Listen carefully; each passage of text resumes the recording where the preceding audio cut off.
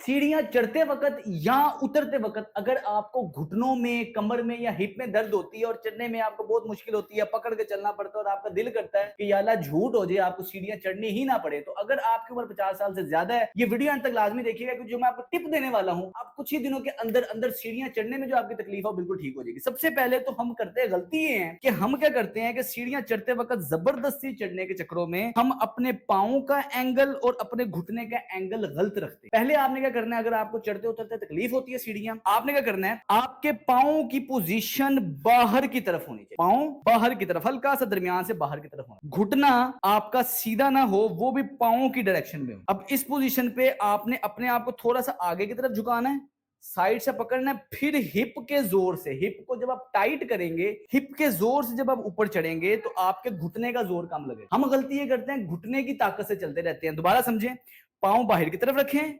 घुटना पांव की डायरेक्शन में बेंड होगा, आगे को झुकेंगे आप, हिप के जोर से चढ़ेंगे, इससे आपके चढ़ने में आसानी रहेगी। इस पोजीशन में जब आप पांव के साथ चढ़ेंगे, साथ जो भी आपकी स्पोर्ट हो, स्पोर्ट आप पकड़ें, इस पोजीशन में आप चढ़ेंगे तो आपके घुटने का जोर कम से कम लगेगा और सारा जोर आपके हिप का लगेगा।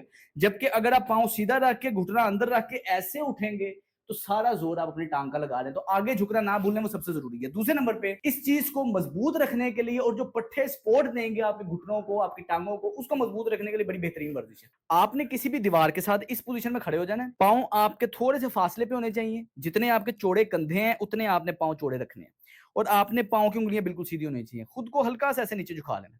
अगर तो आपके घुटनों में दर्द नहीं है तो आप ज्यादा भी झुका सकते हैं, लेकिन आप कोशिश रखें अगर आपको दर्द वगैरह है तो आप जितना आराम से बेंड हो सकते हैं उतना हो। इधर आपने खुद को रोक के रखना है, टांगे आप हाथ लगा के देखेंगे, आपको अपनी टांगे भी टाइट लगेंगी, हिप भी टाइट लगेगा, नीचे भी टाइट लगेगा। टाइट इसलिए लग रहा है क्योंकि ये को कंट्रैक्शन है, सारे मसल सेम टाइम पे टाइट होते हैं, इसमें खून की गर्दिश बेहतर होती है, पट्टे मजबूत रहते हैं। खुद को इधर रोक के रखेंगे।